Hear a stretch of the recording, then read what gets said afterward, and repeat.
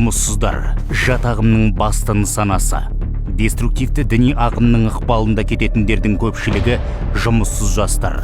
Олардың 90%-на әлеуметтік желдер ықпал етуде, ал 70%-дан астам өзінің діни сауатын интернет арқылы ашады екен.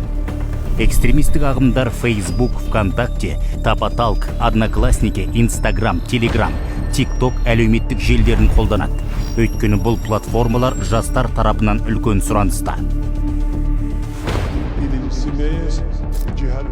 Деструктивті ұйымдар адам санасына әсер ететін психологиялық әдістер мен заманауи тактиканы жетік меңгерген.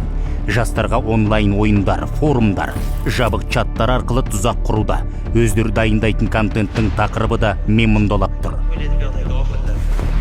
Интернетті виртуалды қажылық жасау, онлайн түрде жамағатпен құлшылық рәсімін орындау, білімін онлайн арттыру сияқты қызмет түрлері көп. Яғни сыни ойлау жүйесі қалыптаспаған психологиялық әлсіз адам жаһандық ақпараттық коммуникацияның кесірінен оңай адасады.